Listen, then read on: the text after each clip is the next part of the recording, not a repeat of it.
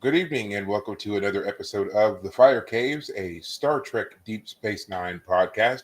I'm one of your hosts, Perry. And I'm your host, David. Tonight we're talking about Season 4, Episode 16, Bar Association. Before we continue, you can find us on Facebook, Spotify, Apple Podcasts, and YouTube as The Fire Caves, a Star Trek Deep Space Nine podcast. That is correct. And as I say every single week, and I probably will say every single week, you should find us and follow us because we are awesome, we are great, we're a good time. And I really think that you would enjoy what we have to say about this show that's 30 years old and still finding relevance today. In fact, tonight's episode is supremely relevant considering if you have any interest whatsoever in the entertainment industry and the writer's strike and all that's going on. So, of course, we're going to end up talking about that tonight. Yep. So we would. yeah, absolutely. Like, as soon as it came up, I was so excited.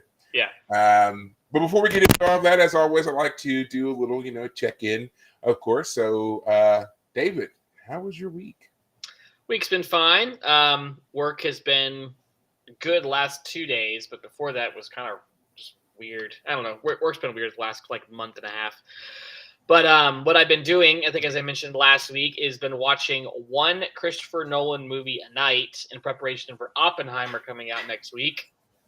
And tonight I started Inception as a part of watching it, but now we're recording, and then I'll try and finish it tonight. I may not finish it tonight because by the time I actually get to it, it might be like 2 a.m. by the time I finish the movie. So may wait till tomorrow to finish it, but I love Inception. I love The Dark Knight. So for people wanting to keep up, Following was Christopher Nolan's first film. He did it as on his own time, his own budget with friends. It's a film noir murder mystery kind of. Anyway, really great little indie film. And then he did Memento, which is a cult classic. It's told backward. The scenes are shown to you backward because the character can't. He doesn't remember what just happened, so the story is told to you backward because you don't know what happened, just like he doesn't know what just happened.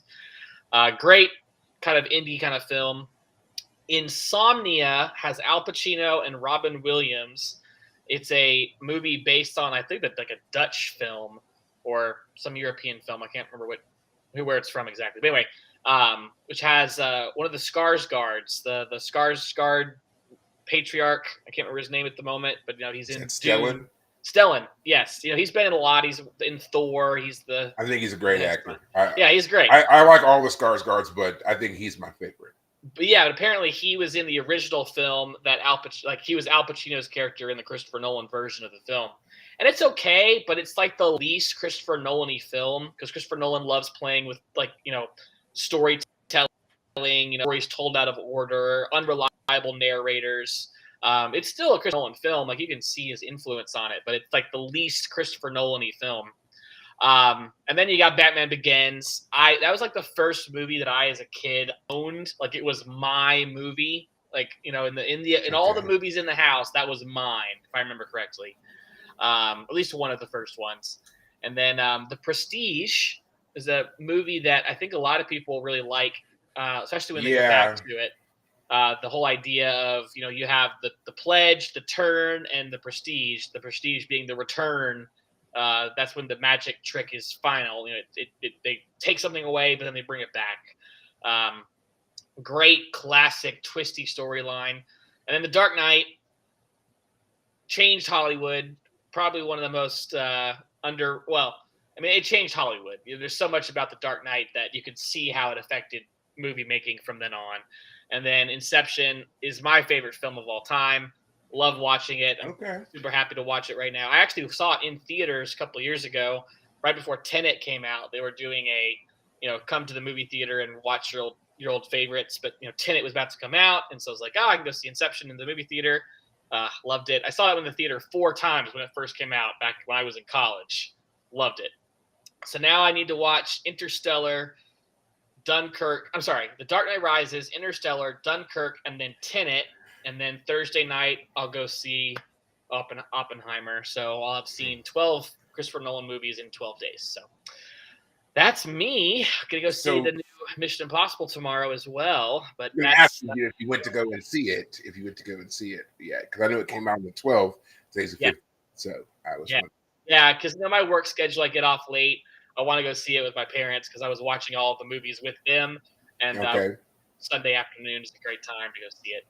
Um, I hear it's been doing really well, so I think it's gonna be great. Looking forward to it. So, Well, I'm gonna have to put off my going to see it because I still haven't made it through all the movies, and now that it's like in my head to do so, I have to. yeah. So, but on the Christopher Nolan point, um, the Dunkirk movie is one that I haven't seen that I do want to watch. Hmm. I heard a lot of great things about that film Hmm. as well, and a little bit of a tie into what we're going to be discussing later.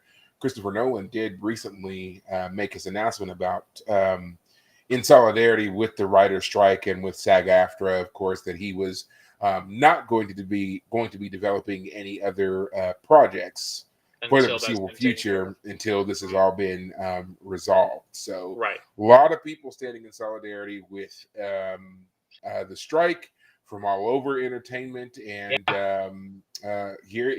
even in Trek, a lot of actors in projects past and present are standing up and taking part in this. In fact, Armin Shimmerman himself, Quark, our favorite bartender, also released a statement talking about the strike and where he stands, and in particular talking about like how actors can participate in conventions and stuff. We are gearing Right. up towards convention time. There's typically a pretty big convention for Star Trek in Las Vegas here around this time of year. They kind of start in like early July and then kind of run through until about early October. Right. And with the strike and everything going on, there are some restrictions on how actors can participate. And so that was kind of what he was informing people about as to what you can expect if you're going to these events. It does look like their abilities are going to be limited. So if you're a person who habitually goes to some of these conventions, be prepared for changes. Right. There's going to be changes. So Right. um, yeah. Yeah. So, but Be other than interesting. that, I mean, yeah, it's an interesting thing to hear about, and we've mentioned this before on this show when the strike was kind of first Getting kicking started. off, Yep. and yeah, and this is kind of like a follow up to the strike that occurred for 100 days in 2007. And Mhm. so, this is kind of a continuation of that. And they've expanded things a bit for a couple of different reasons, which again, we're going to get to talk about tonight. So, Yeah. We'll have to save it though because it ties into yes, the episode. So we should. so many things. So, Yeah. there's a couple of things. So, just a brief summation for me for what I've been up to this week, mainly working. All right. So, We're good no, there. yeah, no, it is true. I am mainly working. There's some things, some Gotcha. projects at work that I'm excited about. Gotcha. Some other things that I'm also doing personally. The strongman training has been going pretty well. Great. No, I had like if you were following along, there was a while there that I was like injury prone, and so that has taken care of itself basically. I think it's just kind of more of a learning curve. I never really lifted that much before, so now that I'm kind of getting used to it, it's turning out better.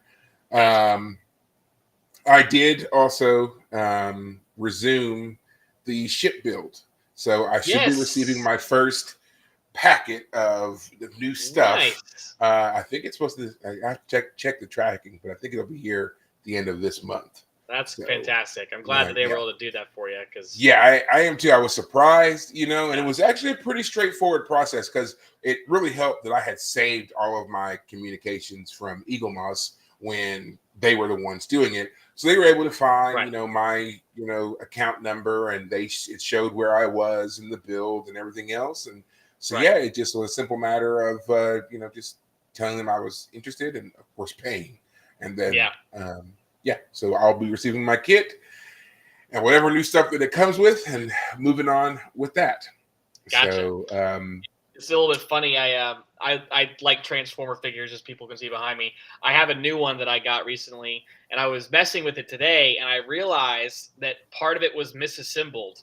There are two pieces that are supposed to be in the opposite place, and I was trying to like, Transformers, you can move the parts around to make it look like something else. And there's this part where a tab and a slot are supposed to click together, and it's obvious. I was like, man, this slot and this tab are just far enough off that it looks like it should be the other way. And I was watching this video of a guy doing it, and I was like, yep, that's the problem. So now I'm gonna have to try and figure out a way to correct for that. Like, see if I can take those little pieces apart. Because fortunately, it's in a pretty easy place, I think.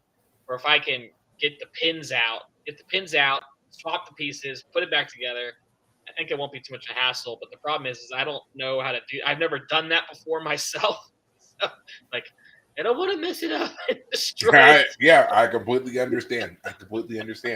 I mean, that's always my fear with this. That was my fear when I was doing this kit in the first place was, I mean, it looks so simple. I mean, there's parts of it that are undeniably complicated, but that was always my fear was that I would mess up something simple.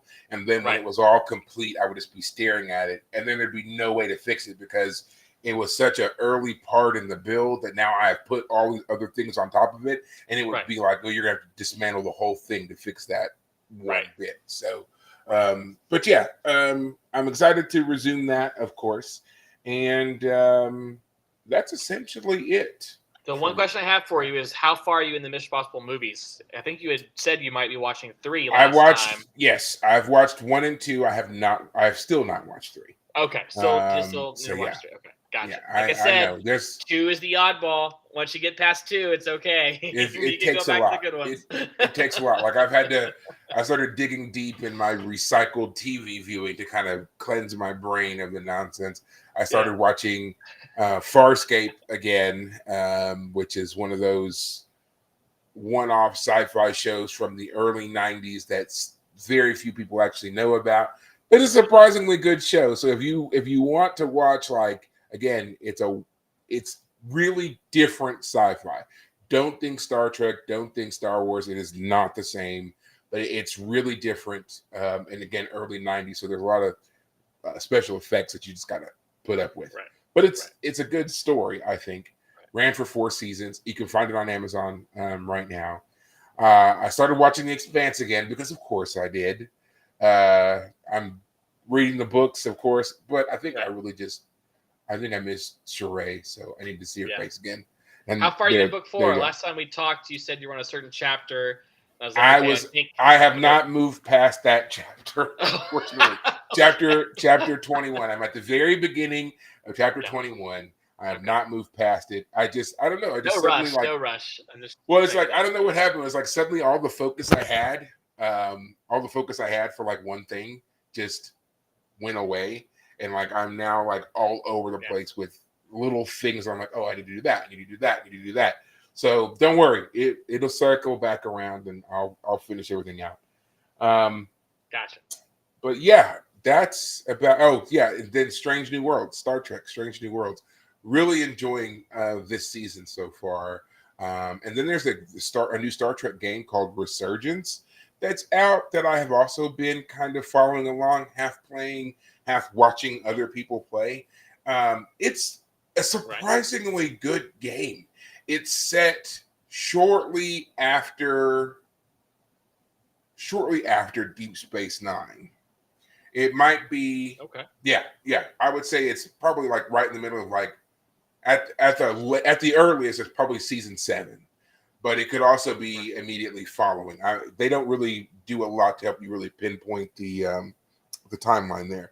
But it's everything I've experienced of it so far. So many great callbacks to the Next Generation, some early Deep Space Nine stuff, and even some original series stuff is in there. So it's just great to kind of it's not quite an open world concept, but it's more like an open decision. Like you get a list of decisions that you can make, which is very similar to Mass Effect, another game that I've been playing. And then you, based upon the decisions the choice that you made, it not only informs you as to how the mission's going to go, but also how you form relationships with the crew members. And you're playing as the first officer on the ship. So it helps you to make these relationships or not. And then depending on how strong your relationship is with certain characters, certain things you want them to do are also available or not, or easier or not.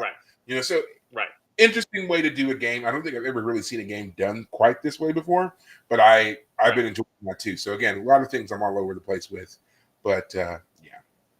But we're Yeah. not here to talk about all of those other things. We are here to talk about, Thanks for listening, guys. yeah, 15 minutes of us prattling on about other things. Um, but we are here to talk about Bar Association. We're going to get right into it. But last little bit of non-Deep Space Nine stuff. Special shout out to Patrick Stewart, who had celebrated his birthday July 13th. And he is officially 83 years old. So Captain Congratulations, sir. Picard himself, Professor X, all the things, 83 Yeah. years old. Yeah. Has had an active career for what, 60 years, 70 years? Yeah, something like that. I think it's Was he a 70 years. child actor? I think so. I think, well, I guess it would depend on, obviously you can't just count television, but he did a lot of like theater stuff too. So I think that, yeah, he had some early theater things as a child. Okay. And if he counts it, I'm counting it. So yeah, he is 83 years old, still going strong, still doing things. There's still rumors about him coming back as Picard and doing some more stuff. But again, most of that is just mainly rumors, so we'll see. Yeah. But all right, Bar Association. I've given the last two recaps. David, it is your turn. Okay. All right. So again, guys, we're doing Bar Association this time around, and it starts off with Quark's brother Rom collapsing from an ear infection while he's working. Now, of course, he's not allowed, according to Quark and Ferengi culture, to take off work to go deal with personal things like an ear infection, even though he does have like bi-monthly checkout ear inspections, which he has missed. He admits to. He can't just take time off from work because his ear is hurting. Dr. Bashir tells him, well, if you can't have sick leave, maybe you should form a union with all of the other employees at Quark's. Now the problem is for Quark is that the Bajorans are having a month-long ritual cleansing, as Yes. what is it called? The ritual of cleansing, something like that. Yeah, they're fasting. What is it called? We'll get there. We'll find it again. Yeah, it's the month of fasting, basically. It's like a Yes. Ramadan type situation, it sounds like. That's the one thing I thought of when I was listening to it. Yeah, that's how it's called. The Bajoran time of cleansing. They Right. don't really give it a real name or another. Right. I don't know if Ramadan is quite the right comparison there, but that's what came to mind when I heard it. Anyway, Yeah. Lita, one of the Dabo girls, who I think we've met a time or two, is we've seen her a also couple of one times those. briefly. Yes, she is there, and when Quark announces to all of his employees that because the Bajorans are, not coming to the station and they're not coming to the, to Quark's, to gamble and drink, he has to cut everyone's salary by a third. And when everyone complains, he says, well, it's either that or I have to, fire half the staff. So you're welcome. you still have jobs. Rom thinks that this is just Quark using the situation to his advantage. I'm not going to pay anyone any better, even when things get back to normal. I'm just going to keep it at, a third of your wages are garnished because that's just, you accepted it then. I'm not going to change things. So he takes Dr. Bashir and O'Brien's suggestion of forming a union seriously. O'Brien tells Rom about his own great grandfather who was a union leader back in like the early 1900s and led a pretty long strike that ended only a week after he was found dead after being shot 32 or 34 different times. So Rom is a little afraid of the situation that he might be hurt from it, but he goes ahead with it anyway. Now the problem for Rom and all the Ferengi in particular is that the Ferengi culture do not allow for unions and for strikes. And the Ferengi Commerce Authority can really threaten a lot of, cultural ramifications to Ferengi in particular if they form a union. But now that Rom has already suggested they form a union, they might as well go ahead and go all the way and go on strike. So they do, and of course that puts Quark in a bad situation, makes his bar even more abandoned, and no one at all is coming in. Unfortunately, Worf, O'Brien, and Bashir get into some sort of weird brawl, which I frankly think was a strange scene. We'll talk about that. But anyway, yes, they get into a little brawl over the issue for whatever reason, and so Cisco gets mad. Of crossing the picket line, basically. Yeah, we'll talk about more about that because they don't do a good job of explaining what all happened. They just do it all off screen. But anyway, Cisco threatens Quark by saying, "Look, you get to run your bar without paying rent or having to pay for utilities or anything. Basically, you're running your bar for really there's nothing you have to pay to run your bar. You get all the benefits, but none of the downsides. The Federation, being a society that doesn't really have to worry about money, doesn't force Quark to pay them for the privilege of his bar. So Quark is getting ever more pressure to turn his give his employees what they give them their demands. And Rom even starts quoting Karl Marx, workers of the world unite, when Quark tries to bribe him personally. Rom, I'll bribe you individually if you will get everyone to start working again. Now, unfortunately for poor Quark, Liquidator Brunt, the agent from the Ferengi Commerce Authority we've seen in a previous episode, he arrives and he promises Quark he's going to help put a stop to the strike. He's going to tell the union's members all the various things they'll suffer if they don't go ahead and stop the strike. They'll be monetarily ruined. All of their family members will be fined. They'll be, harassed from Ferengi culture for the rest of their lives. And so at least one of his employees, or one of Rom's coworkers and union coworkers, kind of caves, but he's just a coward. And so they just recommit to the strike. So Liquidator Brunt, in order to get a message across that this is what we'll do to you if you don't stop, he actually beats up Quark. He gets his two minions to beat up Quark as a threat for what they'll do if they don't get in line.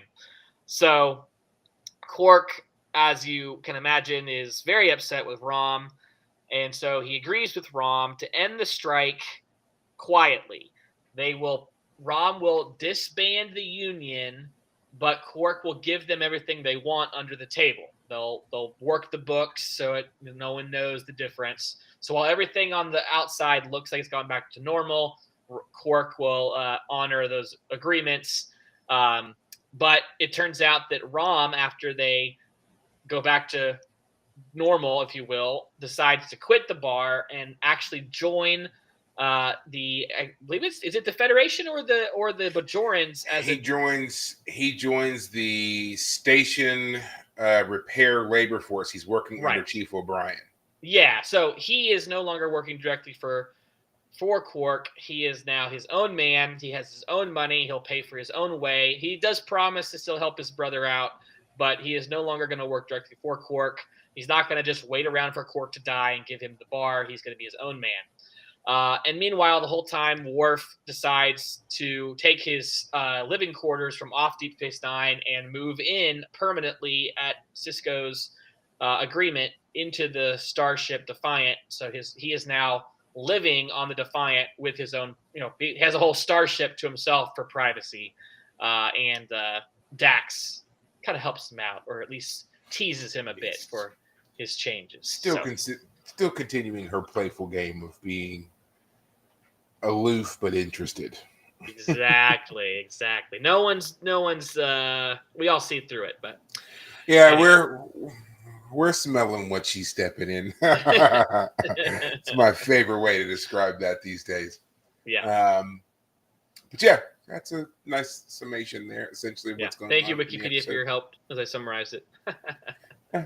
Throw in little tidbits here and there. But yeah. That's essentially it. I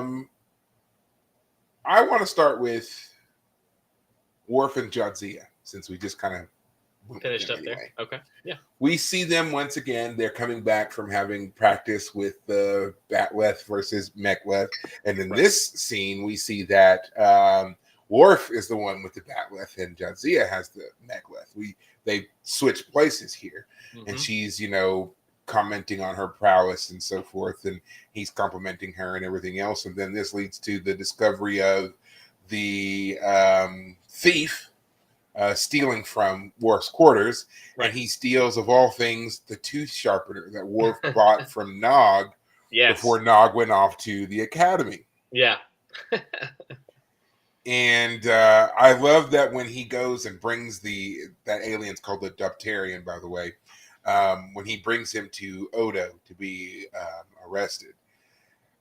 He's like, this never happened on the Enterprise. And Odo's like, oh, Let me count the ways. Yes. And the smug look on his face. He's like, almost like, I've been waiting for this since you got here. He does pull up that list of incidents very quickly. Mighty quick. Like, he's just had that ready on his desk, waiting for the moment for Worf to walk in with some criticisms. And then, he calls out the incident where Picard and Ensign Rowe and Guinan and Miles' wife Keiko were turned into children. In the episode Rascals, that's where the Ferengi tried to hijack the Enterprise. Yeah. He called out that one, and then I forget the other one that he calls out. I forget too. I just remember, when Odo was saying them, I was like remembering kind of the episodes as he was saying. I'd be like, "Oh yeah, that's right, Worf. What do you got to say about that?" He says Birminghoff Rasmussen. That's when that guy showed up, pretending to be from the 26th century, but he was really from the 22nd century, and he was stealing little items, tricorders, HEPA sprays, whatever. And then he had an intention of stealing data to bring him back and to, reverse engineer him or whatever. Yeah. But that didn't work, and they trapped him in the 24th century. So, but yeah, that was the other incident. I find those are interesting incidences to reference when there were so many other like security breaches and stuff on the Enterprise that he could have also brought up, which, because those are like two extraordinary circumstances. Like, what are you supposed to do against a time traveler and these Ferengi when half of your senior staff or whatever is childlike? So I would certainly agree with Worf that petty incidents didn't probably occur, if at all, because it's a starship. So I understand his being, it's a petty thief, but the serious nature of the incursions that did happen, were pretty serious. Yeah, Worf, they weren't. Don't critique Odo too quickly. Yeah, take your time. Yeah, so I mean, Odo has a great point about it. He's like, if this stuff can happen on the Federation flagship, I mean, you got to cut me some slack here on this open port like Deep Space Nine. It's a great point. But yeah, I think it's interesting that they kind of set Worf and Odo up as being slightly antagonistic with one another, mainly because they're so alike, and maybe that's why they do it, because they do seem to share a lot of the same kind of like mannerisms and view on just other people and in general. But I would like to see them actually like work together and show a better appreciation for one another and their particular skill set. And maybe that's just asking too much, considering one, just how alike they are, and two, the jobs that they have. Like, Worf is transitioning out of security, whereas Odo that's his wheelhouse. That's all he's done. So, but yeah, I mean, I still liked it. I like the little comedic take there. And of course, I mean, it's nice to see Odo kind of relishing his position a bit, because I mean, he always does seem so gruff and whatever, but it's like, if there's one thing that man knows, it's security. You're not going to call him on it. So it was great. You had that one time a couple episodes ago when he was pining after Kira, but that was a one-time incident. Yeah, and that's again, that's one of those things that, like, as I said, I didn't like the fact that they made it to where it weakened him. It made him lesser. Right. There's other ways they could have written that wouldn't have diminished him in the profession that he has singularly excelled at in all other aspects. But yeah, all of a sudden, this emotional whatever causes him to lose perspective. I didn't like that, but yeah, otherwise he's fine. Gotcha. Okay. But yeah, as you know, Dax once again paired up with Worf, showing that chemistry there. And then here we are at the end of the episode, and you know she's talking about she was going to bring him a plant, but instead she brought him Klingon opera. You know, which I believe this may be would this be the first time that we've seen a mention of Worf liking Klingon opera? I know that they I don't did know about in Worf, but we know we've talked about, you know, Dax. We know that she likes it, but I don't know how much he likes it. I don't think we've really heard how much he cares for it, if at all. I mean, I know that there was an episode in The Next Generation where Worf sings, however briefly. But whether or not that was a Klingon opera he was singing, we don't know. He's only ever done like war chants that I've seen. Yeah. Yeah. So yeah, this is the first time we see a mention of something other than war songs or whatever that he's enjoying. Right. And this is also following up from the episode with Kern and the loss of Kern and Jadzia's kind of role in that as well. So yeah, the pairing of the two of them seems to be working, seems to be growing, both on the writers and obviously the actors and so forth. So we're seeing those beginning stages here. Right. Kira is essentially wholly absent from this episode. I guess maybe they were giving her a break. Anybody would need a break after spending that much time with Gul Dukat, so I'm not gonna blame her. You know. Yeah. But yeah, great. Again, I just like that whole development of all those scenes between them and Odo and so forth. And now, of course, we have to turn our attention to, and so I guess that would effectively be the B plot: Worf moving to the Defiant, and being on the Defiant all by himself, right? You know. Mm-hmm. Are you surprised by that at all? Do you think that that's a good move for him, or should he just try to stick it out and be on the station like everybody else? That's a good question. I do feel it is strange. I mean, if he's the one who's kind of in charge of the Defiant in a sense, like if Sisko's in charge of the station and the Defiant in a general sense, but Worf is, you know, he's the one who's in charge of the Defiant, like caring for it, taking it out, doing missions with it. Actually kind of makes sense on a certain level, actually. So I'm not opposed to it. I think the show being like, hey, he's like, there's something strange about the station. I feel like that's a little much. Like, let's just instead of like making it mystical or I have a bad feeling about this type of thing, like just make it like I've gone to Sisko and I determined that I believe I'd be better situated in the Defiant. I don't know. Maybe that's not a very emotional, therefore not very compelling. It's just kind of bland reason. Let me put it this way. I think it makes sense, but at the same time, I don't know if they did the best job of executing, like telling us why he's doing it. But anyway, yeah. I think that it was an attempt to make it seem like Worf is not just accustomed to living on a starship, but that to a certain degree, he misses being on the Enterprise. He's used to being, kind of, like essentially adrift in space. He's used to being, again, on an actual ship, not a station. Things are more controlled there. There's even kind of like, this is a bit of a callback to an earlier episode where, the episode we were talking about with Odo and the whole love triangle, Odo, Kira, Shakar, and Worf stops by the security office and he's talking about how he's finding difficulty establishing a routine and people who drop by and, all that kind of stuff. This is kind of a callback to that because one of the things he's looking for is added privacy and added security. And if there's one thing that you have on the starship that you can't really get on the station is you can lock it down completely. You can lock the ship down completely. And he would be the only person on the Defiant. Right. I think that is kind of like, in my head, I was thinking of like funny incidences. Like, let's say that everybody just kind of gets accustomed to, unless there's a war on or whatever, right? No one's on the Defiant but Worf.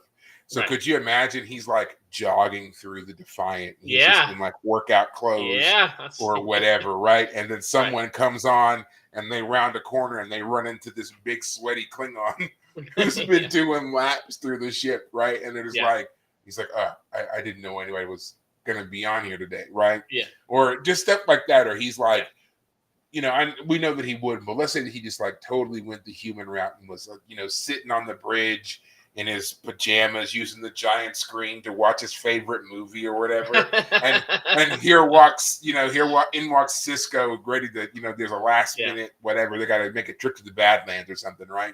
And here comes the whole command staff, and here's Worf just, PJs, open robe, lounged out on the chair, That's and where he's like, Max. right, open pizza boxes and garbage all around him and everything. He's got to wipe the grease off the consoles real quick. I just, those are things that I thought about. I know it would never happen. Worf was far too rigid for that. No. I think that's also the point they were making. But those were the thoughts in my head. Because I imagine myself, like I totally would. Like this is my space, 100%. No one, no, as long as it doesn't interfere with my duties, no one's going to bother me. Right. Absolutely. How many trips do you think Worf made from the bridge to engineering in his boxers?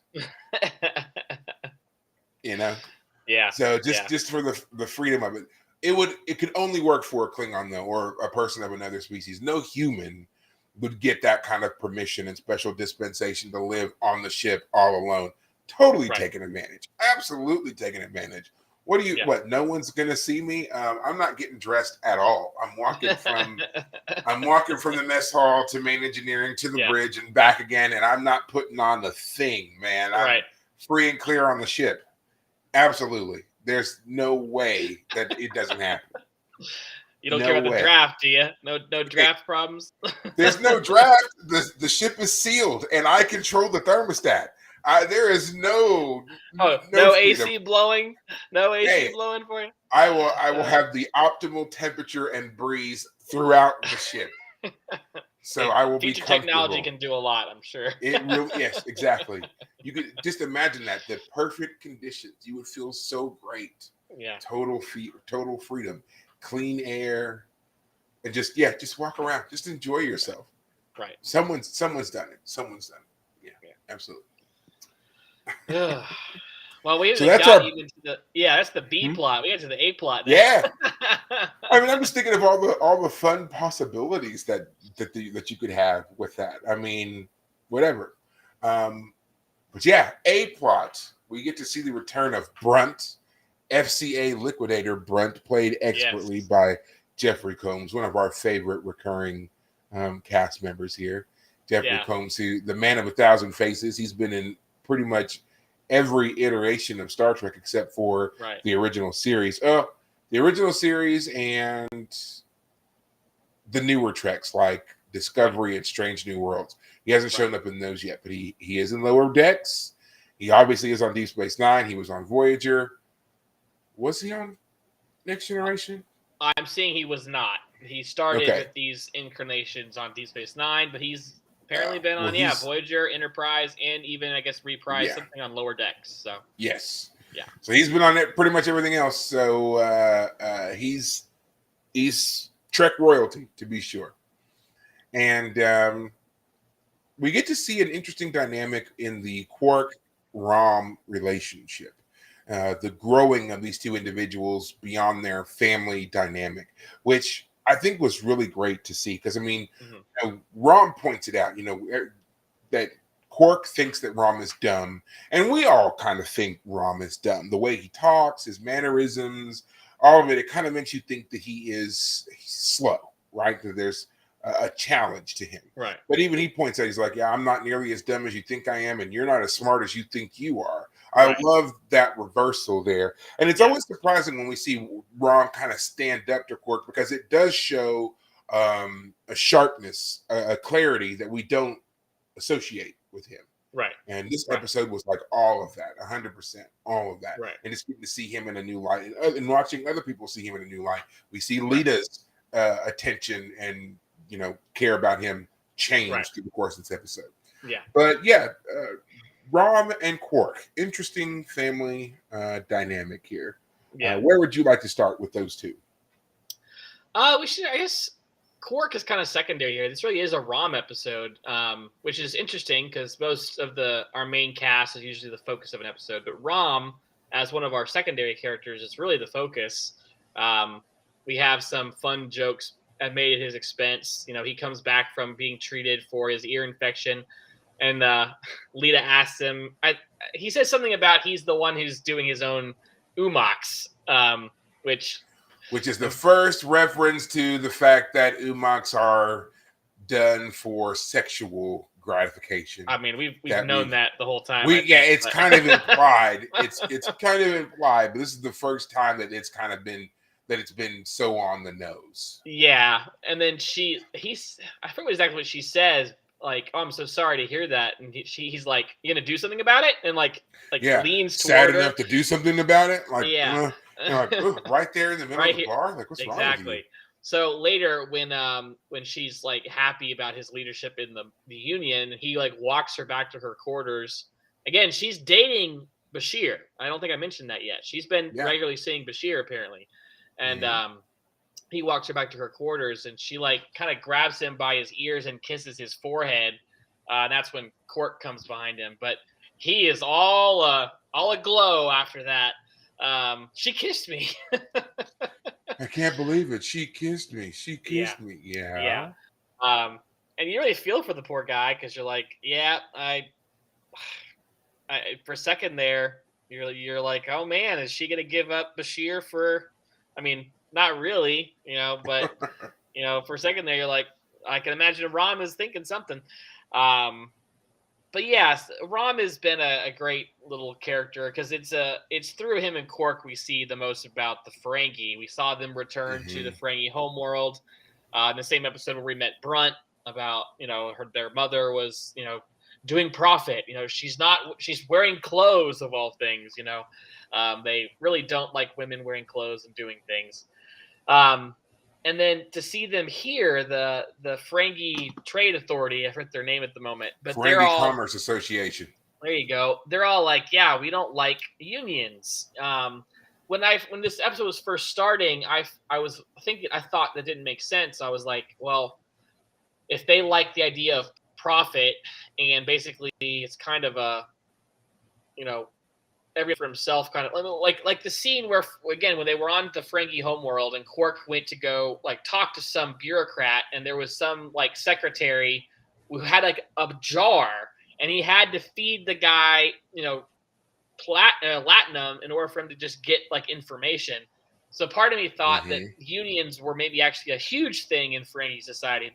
They got litigation out the wazoo all the time. They're constantly arguing over contracts, but it actually does also make sense. I mean, I think that would make sense for Ferengi culture, but it also makes sense that the guys in charge of whatever business they have, they monopolize it to the point of like, if you work for them, it's cutthroat. Like you get paid nothing. You get paid nothing because you have no leverage. You take what you can get. And part of Ferengi society is about, getting out from under the heel of, someone by starting your own lucrative opportunity. That you don't want to end the exploitation. You want to be at a point where you can take advantage of it yourself. Exactly. So that's why they frown upon unions, because the union would stop everybody from being able to do that. It's the most kind of predatory capitalistic system that could be imagined, We often use the Ferengi as kind of a parallel for our own culture, and this is kind of, capitalism run amok here with the Ferengi and the way that they treat people and so forth. So yeah, I would say, well, when people critique capitalism, I would say this is more of an example of crony capitalism, where the government is putting its thumb on the scales. Like there's an argument for capitalism in the general sense of like, let everyone trade with whom they will. Well, there are times when like you don't want to trade children for sexual favors.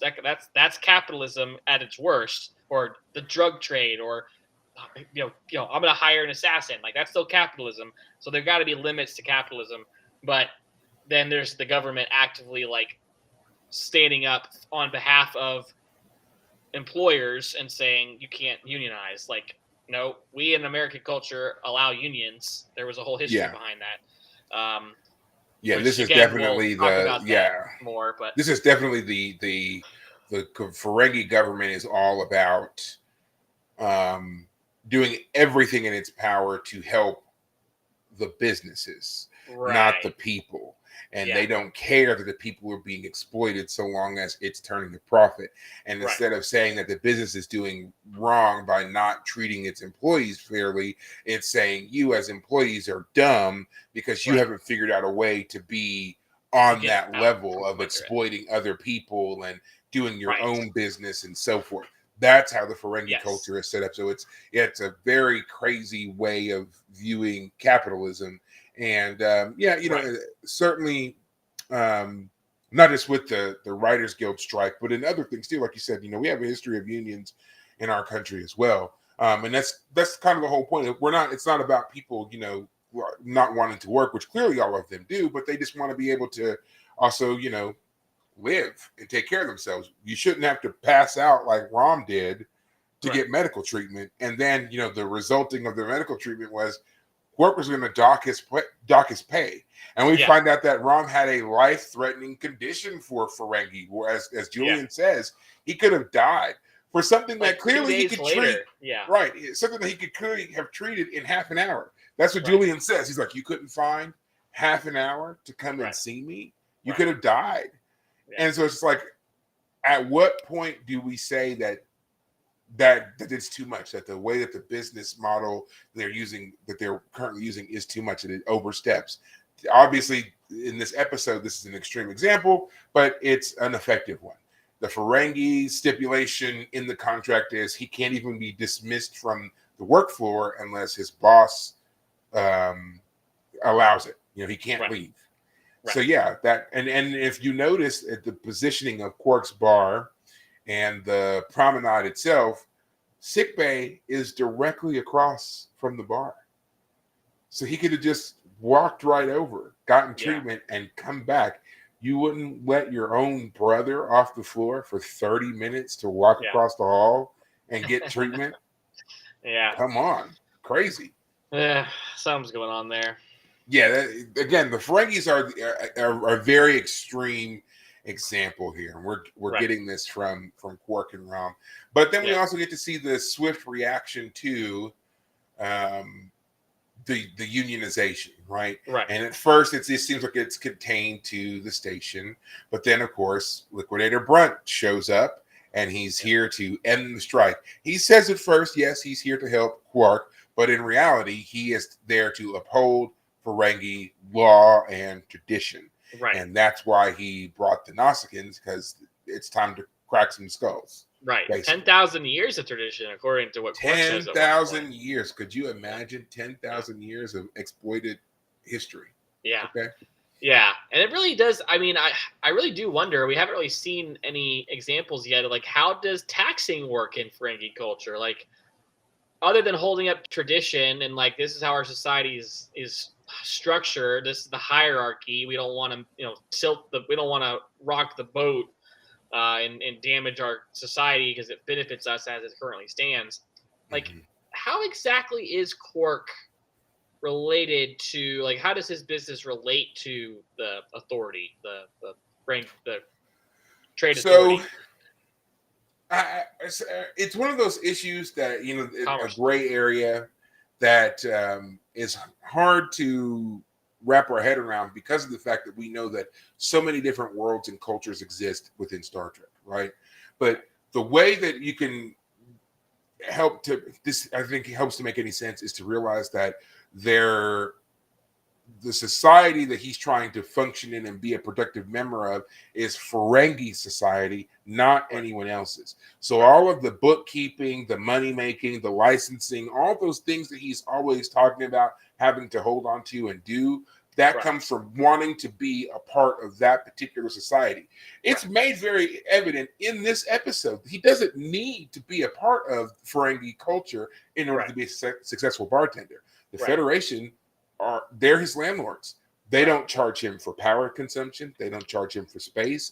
They don't charge him for maintenance. They don't charge him for anything. He just has this space where they where he can sell whatever he wants within reason, of course, nothing illegal. But yeah, he can sell and do whatever he wants, and there's no overhead. So whatever profit he makes, in theory, he could keep for himself. Whatever it is that the Ferengi Commerce Authority is labeling on him for taxes, levies, subsidies, whatever it is, he is willingly paying. Right. Because if he just decided to opt out of that society, it's not like the Ferengi can come in there and take away his bar. The bar doesn't belong to them either. It's Federation's. Right. So it's all about the status of being in that culture that he wants. That's why he pays what he does. That's why they can tax him, and that's why they can influence his decisions the way that they do. Okay. So, and they kind of make it into it's a cultural thing to want to be a part of Ferengi society. They all want to do it. Even in this episode, we see it all together. Ferengi, when Rom mentions the Union, they're like disgusted by even the word. Can't even say it because it's so ingrained in them that it's an awful, awful idea. Right. And it's just like, but you live on a station surrounded by people who are of so many different backgrounds. And they're all fine. They're all doing quite well. You could do the same. Right. But they would rather find ways to exploit all of them and report back to Ferengi culture that they've exploited them than break away and do their own thing. And this reminds me, too, there was the Rom says to the Ferengi who are afraid of the Union, especially when they're being threatened by Brunt, he says, look, they don't have any real... The reason we shouldn't be worried about them is because if we're just lowly employees at a bar, they don't care about us. They don't think very highly of us. They don't think we even have much. We're not going to rise up anywhere. Yeah. They're more about just keeping us in place. And so this really is our one opportunity to make change. Because Brunt confronts the group and he says, if you don't put an end to this strike and get back to work, your accounts will be seized and you will be made destitute. And then when they come back to Rom and tell him all of this, Rom's like, if your accounts on Ferenginar were worth anything at all, you wouldn't be a waiter anyway. Right, here in Bajoran space. Yeah, exactly. Right. Exactly. And it's just like, we have to also remember, as we've seen from our earlier episodes, there's also a family component. Like, Quark's bar doesn't just support Quark, but it supports Quark, Rom, Nog, Moogie, all of that. The whole family is tied in to this business. Now, Moogie's obviously doing her own thing, but again, the actions of these individuals does also reflect on their family. But Quark was facing a lot of scrutiny because of what Ishka was doing back on Ferenginar. And he could have lost the bar. He could have lost everything if he didn't get her under control, or at least make it appear like he had her under control, which seems to be a recurring theme for Quark. It's not, I totally want you to do the right thing, or the lawful thing of, he wanted Ishka to give up all of her profit. He wanted Rom to stop with the unions. He wants them to, at least officially, do away with those things, so that no one's watching him anymore. Right. So I don't know if I like that about him or not. He's just like, I don't. It's almost like he's saying, I don't really care what you do. Just make it to where the FCA is not watching me. Right. Yeah.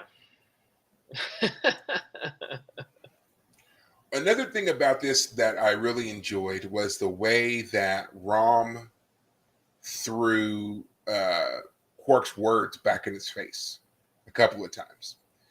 When the very beginning, when Quark announces that they're going to have to cut the pay of all the waiters and stuff, right? Rom's badgering him about it. No, don't do that. Don't do that. I want you to reconsider and so forth. And he's like, but brother. And Quark's like, don't brother me. When we're in this bar, we're not brothers. We are employer and employee. And if you want to keep your job, you get back to work.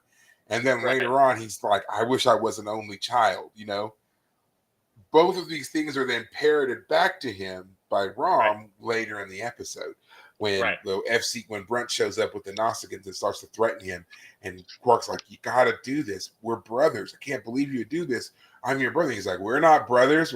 Concerning the business, Right. we're employer and employee. And Right. then when they beat him up, when they beat up Quark, and he Mhm. says, I'm trying to help you. I'm trying to protect you. And he's like, well, no, that's before he gets beat up. He's like, I've been trying to help you. I've been trying to protect you. I'm protecting you from yourself. And he's like, Right. well, if they take me out, then you'll finally get your wish of being an only child.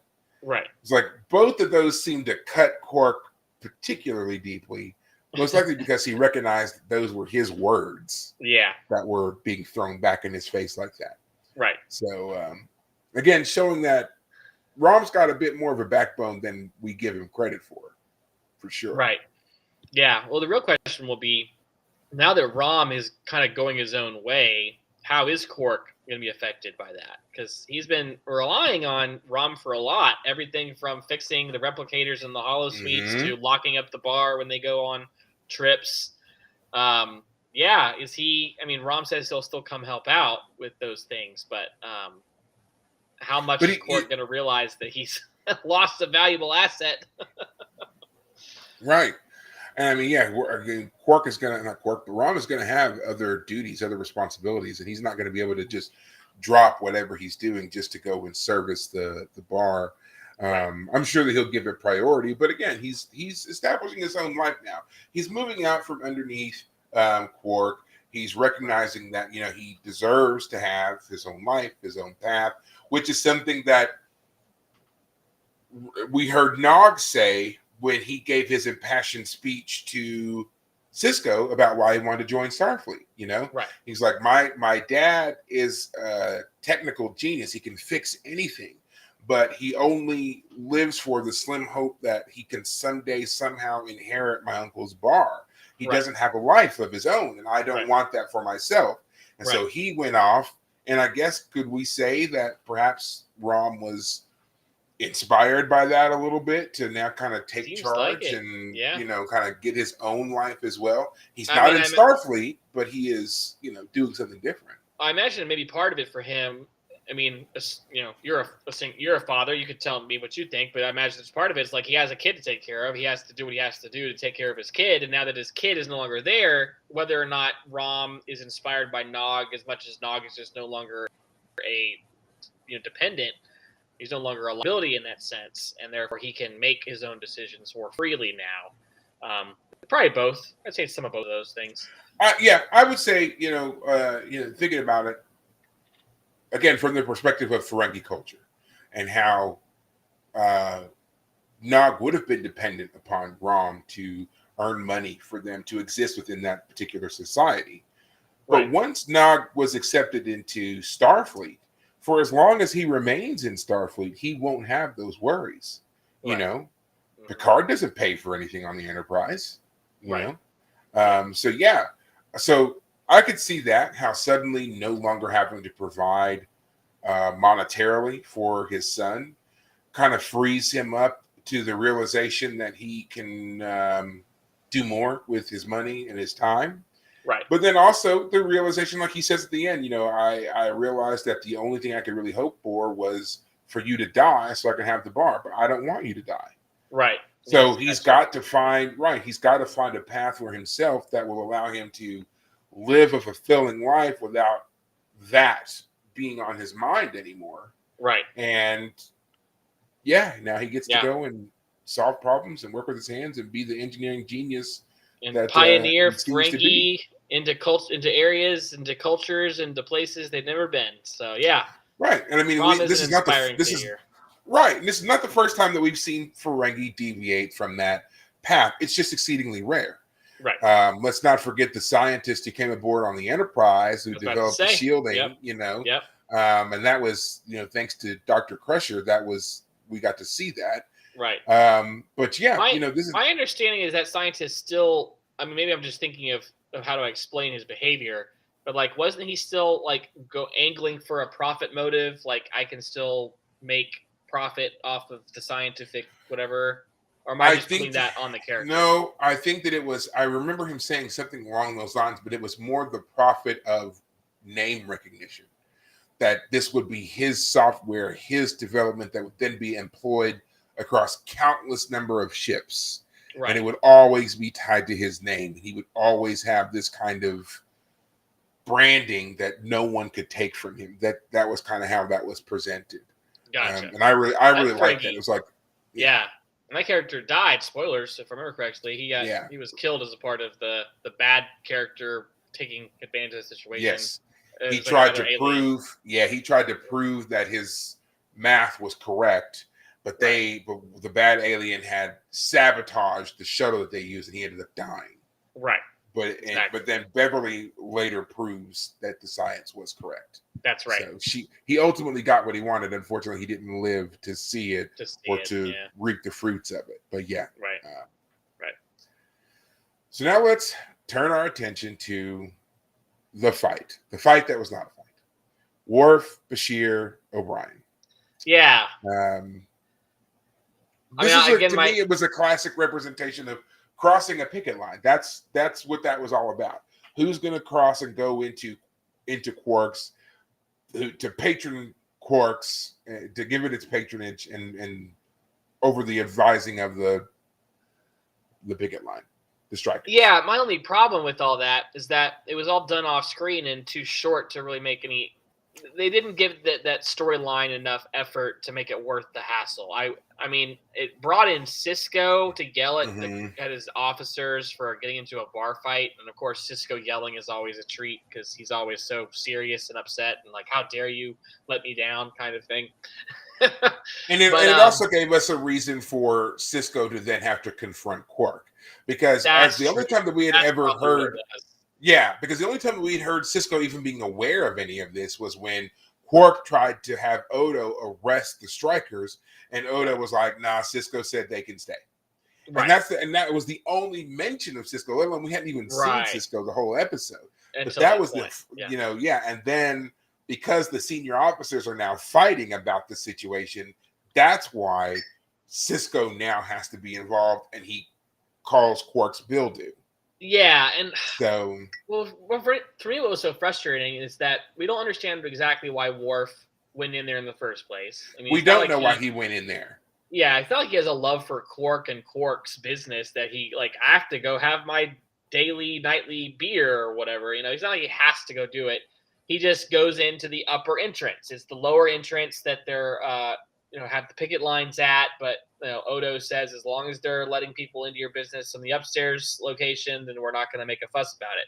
So Worf walks in, Bashir and O'Brien are watching and kind of betting with each other who would go in and who wouldn't. And when Worf goes in, they chase after him to tell him not to. And the next we see them, they're in the cell, arguing about what happened. And we still don't know what happened. We just know that they kind of got into an argument. And then someone shoved Worf, and Worf shoved O'Brien, and O'Brien bumped into Bashir, and Bashir got bumped on his head.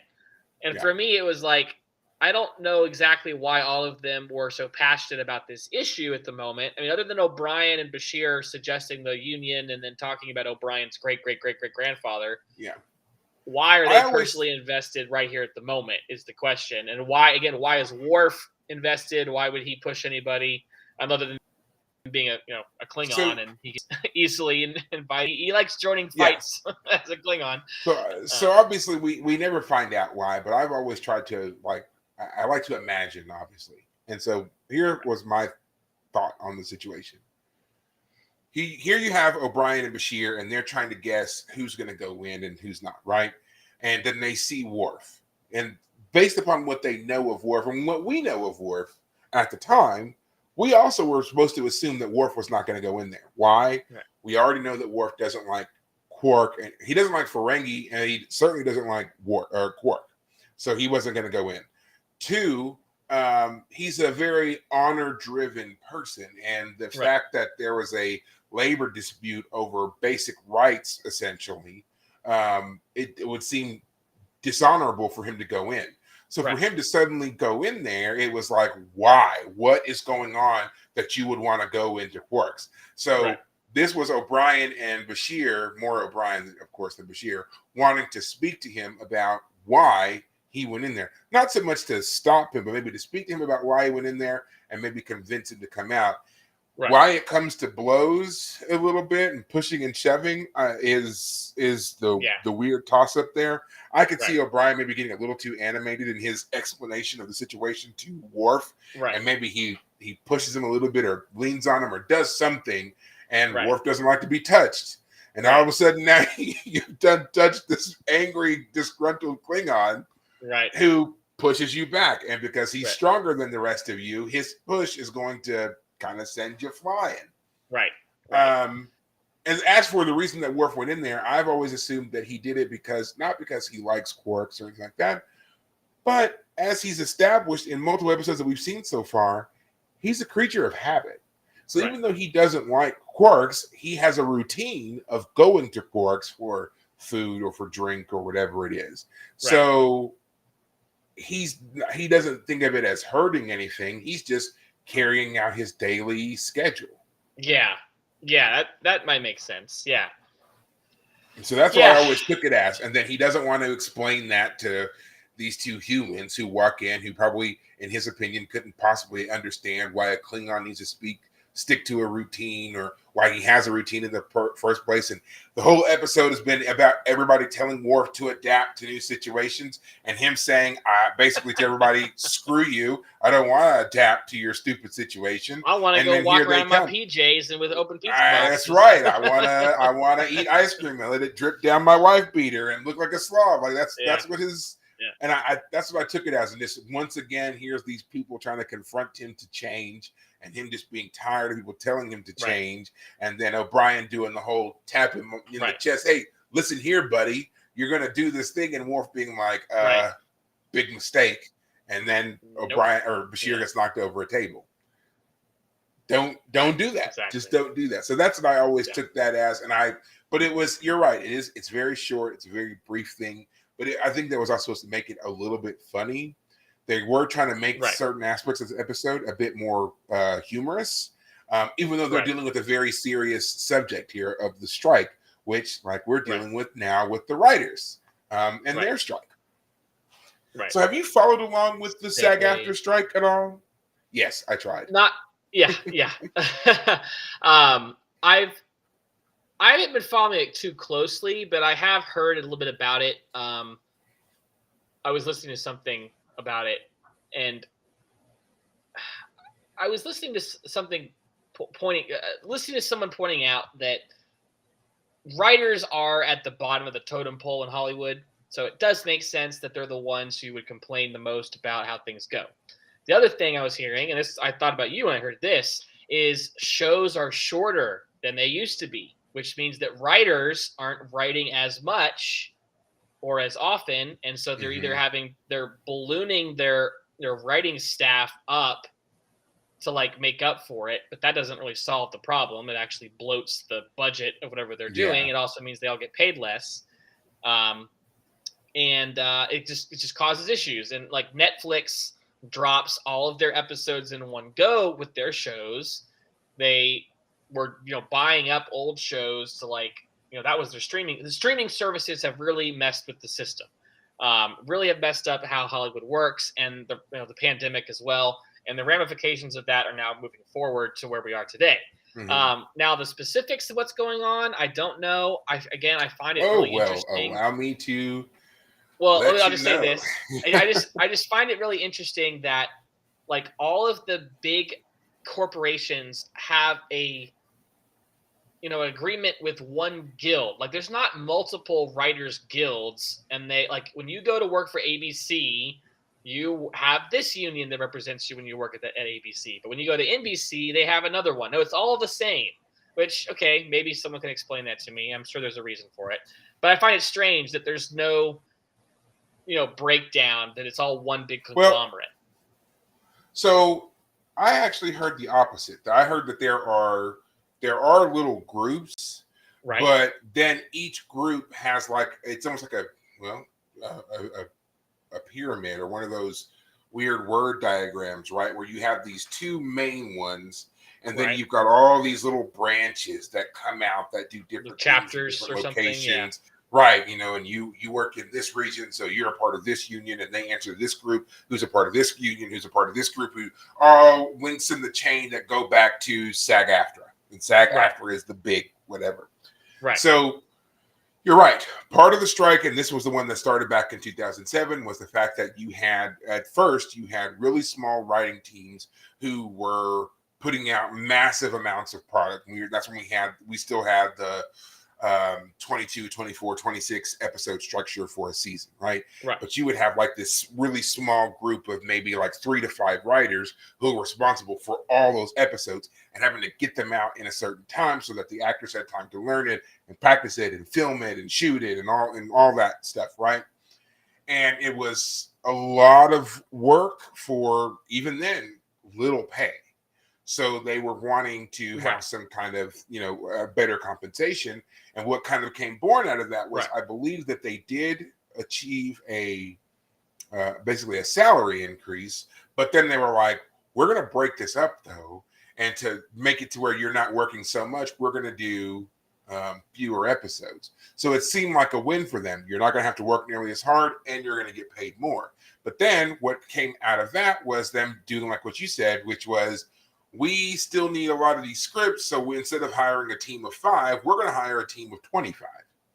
Right. And now we can also redistribute the pay a bit and make certain people, we're going to pay you less. And we can still get all this work out of the whole group. Right. And so now you were running into you started to see more and more issues arising, and people were signing on to these contracts, not realizing that the contracts also excluded them from being able to work with other groups, write with other groups, and whatever else. Right. Then the newest issues became, it's all about residuals, which is, residuals became more important as we got into streaming. Yes. And how you had access to shows. Right. And what you were finding were people who had filmed things 20, 30 years ago, where now the show that they were on all that time ago was now seeing new life and new circulation thanks to streaming and new popularity, which meant that the value of the product they produced back then was going up. But they were not seeing any cut of that new generated revenue. Right. And so they were like, well, that's not fair. That's still my work. I still perform that. Just because it's not on TV as a regularly scheduled program anymore doesn't mean that I shouldn't get a cut of that. And some people said, no, it's ours. We own this property. Those big companies that you were talking about, they were saying, no, we own this now. We can use it in perpetuity however we want. And they're like, well, again, that's not fair. And then there was also the people who, for every big name that you can think of, Tom Cruise, Tom Hanks, Chris Pratt, Chris Pine, whomever, all these people that you can name, there were a lot of other actors who were recurring characters and they would be recurring characters in a lot of other shows, and they were receiving nothing. So they had already been paid very little to begin with. Now they were still receiving nothing, and then the studios were arguing that because you showed up and you worked for us for 1 day, 3 days, whatever it is, we paid you the one time for your work, but now we own that work and we can put that work in anything we want. So like background people and extras and stuff like that were being recycled for movies, for TV shows, for commercials, for just about anything they wanted. And these people were not getting paid. Being compensated. So, I hadn't heard all about that necessarily. I had heard about the problems of your likeness being used in perpetuity. Like, oh, we're going to de-age you, and so we're going to use voice AI, and so the actor might be even freaking dead. But as far as the audience is concerned, we've CGI'd a version of you, and a million years from now, you're still making movies, even though you've been dead for a million years. Right. So I definitely get that. But the idea that like an extra shot a scene for a show and they're using that extra's likeness on something else, or the scene they shot and somehow cutting it into something else, that's actually an interesting point. I am sympathetic to the idea of you got paid to do the thing, and if you signed a contract saying they can use that scene in future projects, then that's the contract you signed. So I'm not. I'll just say this for the moment. I feel like I have my opinion of unions is that it's a double-edged sword. Like, if your employer is so bad at negotiating with you about how to compensate you for your for your job, like there's definitely exploitative versions of employers and how they hire people. Mm-hmm. But then if you're having to pay someone else to go into a room for you to negotiate on your behalf, then you've also lost some agency. And I feel like part of the problem, especially with like this strike, is like that's why it's so strange to me. Is like it's the entire Well, business. It's not that NBC negotiated bad contracts with their writers. It's everyone apparently negotiated the same bad contracts. So for me, again, being a capitalist is where I'd be like, well, in capitalism, the idea is that you compete. And so if one person says, I'll pay my writers this, then they're going to be the ones that get the good writers. And then, NBC will have to go to ABC and say, well, I guess we'll have to follow their way of doing things or whatever. And so for me, that's why it's strange. It's like, why are they all in one big fat lump negotiating with all of the companies all at once, as opposed to going to, again, to Universal, going to Paramount and saying, this is how we want to do things. And if you don't like it, then we're not going to write for you. Anyway, go ahead. Well, no, I agree to a certain extent with what you're saying, but I always think about the fact that, like a lot of things, different companies write different rules, and no one is sharing what's written behind closed doors. And we hear all the time about people, going out to Hollywood and being taken advantage of, and you think you understand the jargon and the lingo, and kind of like with like lawyers and stuff. The way that law is presented sometimes, it's not always super clear. You need to have representation to explain certain things to you. And some of these actors, then they go out there, they either don't know that, or they can't afford it, or it's some kind of combination of both. So by having a union in place that has people who are already paid to work out these things for you to make it fair and accessible for you, to me, makes sense. Now, does that mean that they're above reproach and corruption themselves? Absolutely not. We know people all find ways to do whatever. Exactly. But at the same time, that to me, that's the double-edged sword part, because you could sign up with somebody saying, oh, I'm such a great union and I'm part of this particular guild and we answer these people and we do all this stuff. But really what they're doing is trying to get you to sign a contract with them so that they themselves can screw you over. Yeah, they get don't paid tell you, off of your wages, and then they have an incentive to threaten to go on strike. That's my concern, is like unions, part of the double-edged sword bit is like, if they ask for too much, we're going to go on strike if you don't give us what we want. Like, let's say Cork was legitimately like, I can't pay you guys, but 2/3 of what I was paying you before. Like, we're in a bad slump. Either people got to be fired or we got to go with lower wages. That's the only thing I can offer right now. And then for the union to turn around and say, not only are you going to pay us more, but you're going to give us sick leave and yada, yada, yada. Let's say that Cork was legitimately like, I can't do that.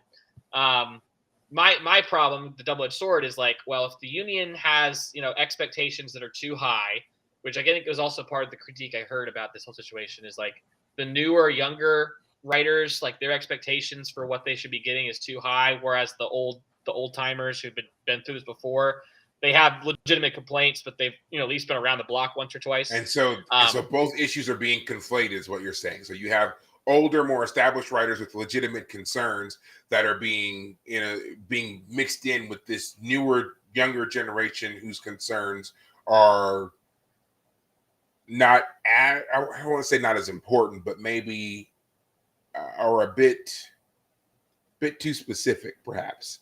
Like they're talking about their own personal problem versus for something that could be done for the group. Yeah, I guess what I'm getting at is that a union serves a purpose. A group of people, employees, that get together saying, in order for us to agree to work for you, we want these terms. And we negotiate that as a group, because as a group, we have leverage. If you're a one person, you don't have as much leverage. You can be fired. If it's just you, they can rely on everyone else, etc. But my point is that if the blob of employees is irresponsible in their requests or demands, they're asking for too much, Or if the union leaders are corrupt, as you just insinuated it's possible, if the union leaders are not acting in good faith, then they can screw up as well. And so part of me wants to go to all the big studios and be like, say, like, we will make a union, we will have a union specific for us here at Paramount. We are going to have these rules. We're going to pay you this way. This is how we're going to do things. Forget Universal, forget Warner Brothers, forget Disney. They can do their own thing. This is how we're going to do it.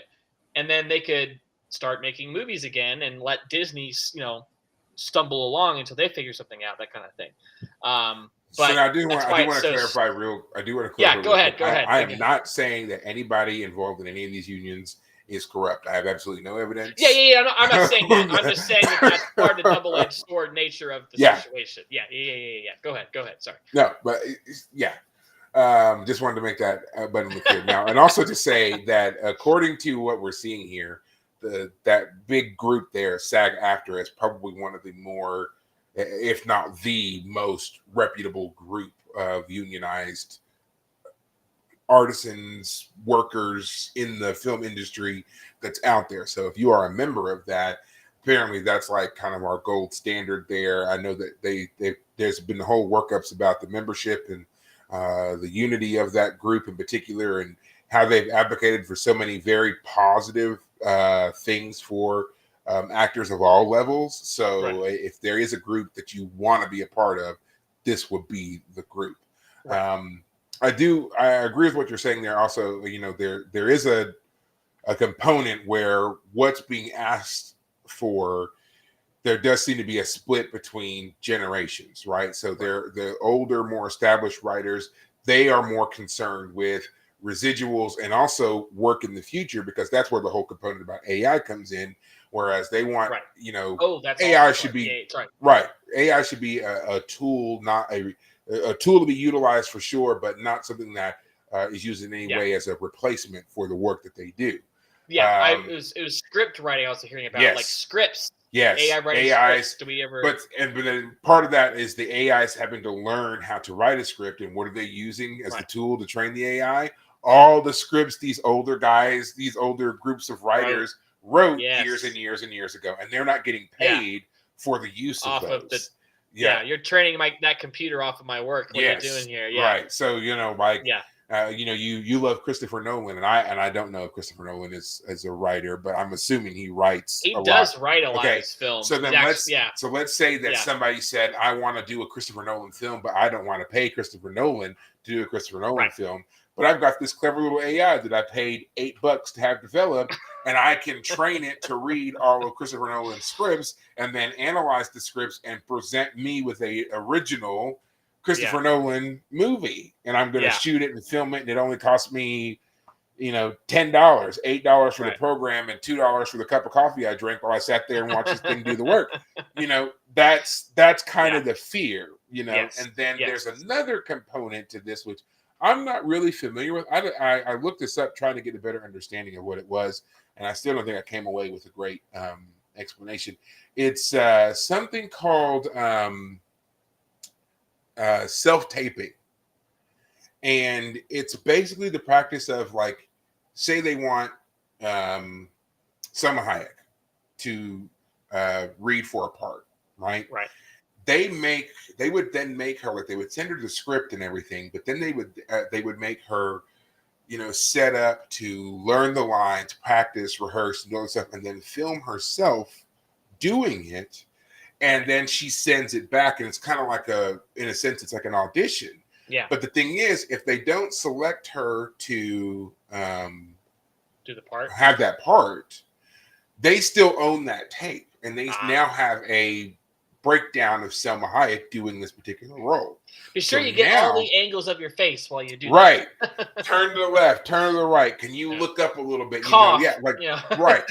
They can have her doing all of these things as a part of the audition for the role, but now they have her image. They have her for this stuff. So again, that's where AI comes in, using her likeness for all these things. And then if they decide that they want to use portions of this for something, if they want to put it in something or whatever it is, they can do that because they own that.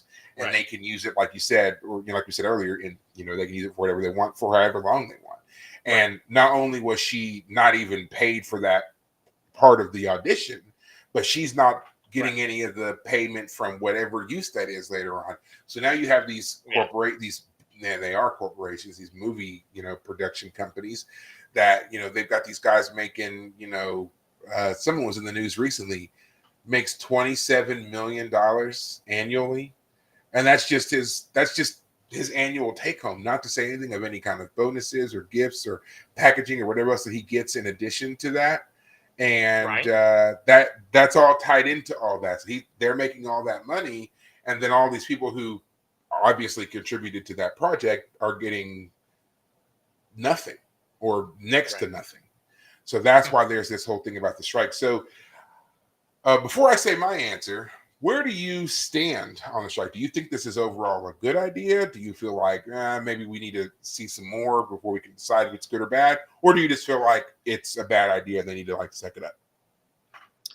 I would say that as I've said before, I feel like unions are a double-edged sword. They have a. If we go through history, we know why they exist. We know why they've existed in the past, why they were necessary, that there were really exploitative businesses in the past, and unions were necessary. But we also know there have been violence associated with unions, both within the unions, they're like threatening people who would, union busting, people, the union would go on strike. And so the employers would go find other people to work the job, and the unions would then go, beat up the people that are working the jobs. And so that's history. Specifically in this example, as we've just described it, there are a lot of things to work out. The AI stuff in particular is a great example of if they're just getting ahead of the game, they're like, we realize our jobs are in danger and we need to find a way to protect ourselves. Super smart. The fact that it's taken them this long and that it's got to this point where now even the actors are also striking, I find is very interesting. I feel like the production companies should be getting on there somehow. They got to find a solution.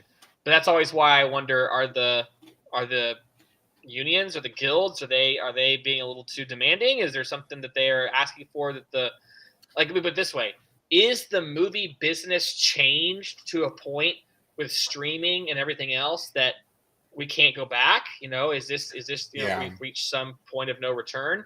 I don't know.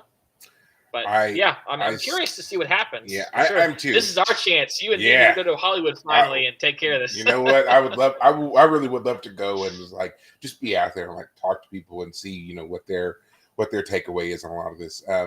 What you were just saying about how much the movie industry has changed, I still will remember that breakdown that Matt Damon gave about how movies are made now and how there's a reason that we kind of see this regurgitation of films like MI7 and 8 that were on versus a new film that's coming out, and if you're listening, if you're interested, you should definitely Google it. I believe it's on that show, Hot Ones or Hot Takes. It's the show where they eat the hot wings that are getting increasingly hotter. Yeah, and he gives a breakdown. Great show. It is. It really is a great show. It's really interesting to go back and watch early episodes of that show, and then just pick three of the earliest episodes that you can find. Watch them, and then skip all the way to maybe the most recent one. Yeah. The differences between the show is amazing. Quality. But it's still a good show. But just just visually look at it. It's interesting. Yeah, I love the Gordon Ramsay one, for the record. He's hilarious. But keep going. The Gordon Ramsay one, the Shaq one, the Matt Damon one, and the Idris Elba one are. I think Jennifer Lawrence just did one that's the most recent one, and she I'm not saying she's crying she has an emotional weeping. I'm talking about she's just the Scarlett Johansson one is an interesting one because she's unfazed. I'm like, oh, I haven't seen that one, huh? I was like, are you human? Are you sure that you're okay? Because you just didn't blink, nothing. Okay. Apparently she can just handle it. She just soldiered right through, man. Yeah. But Matt Damon, he basically just says that there was a time when the movie industry, the companies they'd make a certain number of films, and these films were expected to gross a certain amount of money. And because they did, that would give the studio the ability to make like a movie that would normally be considered like an independent film, or a one-off film or whatever. Right. So they weren't really necessarily banking on or depending on that money to make bank, but it would allow actors and writers and directors and whatever else to keep money coming in for one thing, while these other projects kind of were in development and would take off. But then over the course of time, because of, in particular, streaming and the way that we can have access to movies and whatever else, the people stopped going to movie theaters, so the revenue for movies dropped, and then how movies were viewed through streaming platforms, and they didn't get paid the same amount. So now a movie that needed to make maybe 200 million only made 80 million. But then once you take it to the long-term effect of streaming said movie, it now has actually grossed over time 300 million. But during that long-awaited time span, all these other movies that should have been made weren't, because there was no money. Right. So that's why there's also this, we need to have some kind of metric for how we measure things in streaming, Hulu, Amazon, Netflix, whatever, because those metrics would help them to establish the actual revenue being generated by the film, and it would allow them to make certain things again, which we just don't anymore. So, but yeah, go watch that. He gives a very excellent, succinct breakdown of that, and it's interesting to listen to, especially while he's trying to like not pretend to choke on hot sauce. Yes. But, I've seen a clip of that. I've seen at least a clip of that. Yeah. But for me, when it comes to the idea, like I like the idea of unions. I like the idea of everybody having fair representation, no matter what job it is, not just with actors, but just in anything. I feel like, in almost every industry, you can find people who are always scheming for ways to exploit others, kind of like what we see here in this episode, But it does require people to kind of stand up and take notice and say, hey, this isn't fair. And let it be a legitimate thing to not be fair. Like Rom passing out because of a simple infection that could have been life-threatening, that also could have been treated in 30 minutes or less. That is absolutely unexcusable. There is no reason that he should not have been able to walk across the way and get medical treatment. Right. At the same time, and this happened today before I watched this episode, I watched a video of a young woman who was crying. She was outraged because she either she had interviewed for a job or had recently been let go of from a job where she called it time blindness. And it took watching the video to understand what time blindness was. And it's basically an inability to be on time for work. So she was habitually late. Yeah. That was her thing. If the job started at 9, she was getting there at like 9:15, 9:30, like extreme time blindness, as she called it. First of all, time blindness is not a thing. You're lazy. You know what time the job starts. Yeah. Yes, things happen. There's the occasional traffic, or you woke up late, or whatever it is. But come on, you can't get to work by the time the job starts. Then you don't need to take that job at all. Go find another job. Especially now, most jobs, most companies, at least that I've experienced lately, anyway, they all tend to have like a window. Like, let's say your job started at 8:30, but you clocked in at 8:33. Right? No one's coming after you for 8:33. Right. No one. Right. Now, if your job starts at 8:30 and you clocked in at 8:50, someone's coming for you. Someone's going to say something to you. Right. But that's what she was talking about. She was like, I can't believe, like, how can they treat people this way? Time blindness is a thing. Yeah. We've known time blindness since the beginning of ever. It's called late. Yeah. It's called lazy. Don't try and change the name and excuse yourself. Right. You're trying to give yourself a built-in excuse for why you can't be on time. No. I bet you're on time to clock out at the end of the day. I bet you never miss your 5 p.m. punch out. Right. You were never just so engrossed with your work that you stayed until 6 o'clock. Right. Yeah. So, yeah. So that would be one of those non-legitimate reasons for striking or being anti-work or whatever it is that I would not agree with. But on the whole, it seems like, at least with this strike and this union, the things that they're asking for to me seem to make sense. Everybody wants to be paid fairly for the work they do. No one wants to feel like the AI has come to replace them.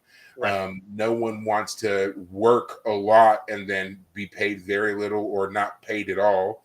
And I also feel like, yeah, if you worked on a project like Star Trek, for example, and the show goes off the air, and then 20 years later there's a massive resurgence in interest, and they're re-releasing the episodes, and everybody's talking about it and doing all the stuff, whatever else. I believe that you, as the actor who brought that character to life, you have a right to some of that. I'm not saying necessarily all of it, but yeah, you have a right to some of that. So I feel like this is it's going in the right direction, I guess. I just hope that in my heart of hearts, I hope they bring back the 24 episode season. Yeah, we need that. We need those. Back. Yeah. So I'll just say it real quick. I do feel like there is an argument behind, if I write a contract saying I'm going to give you, let's say $1 million, but that's it for this, because I don't know how well it's going to do. Let's say it does well. It turns out the show blows up. It does 300 million. You only got paid $1 million. Now you're mad you didn't get all the money.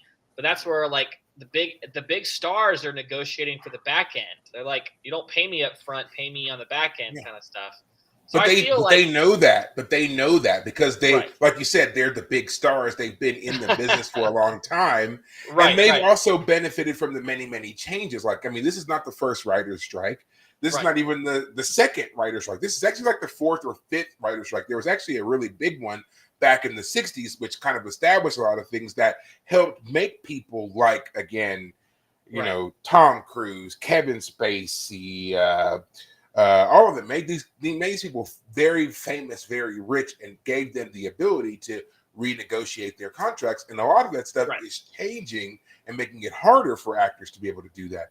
So, and again, like we said, there are so many up and coming actors who just don't know these things, and they do depend on the unions to kind of step in and be like, hey, before you sign that contract, did you read this line? That's what this means. That's what they're trying to get you. So are you okay with that? And then at that point, if the person's like, oh yeah, sure, I'm fine. I don't care. I will never, that's never going to bother me. You can use it, whatever. Okay, fine.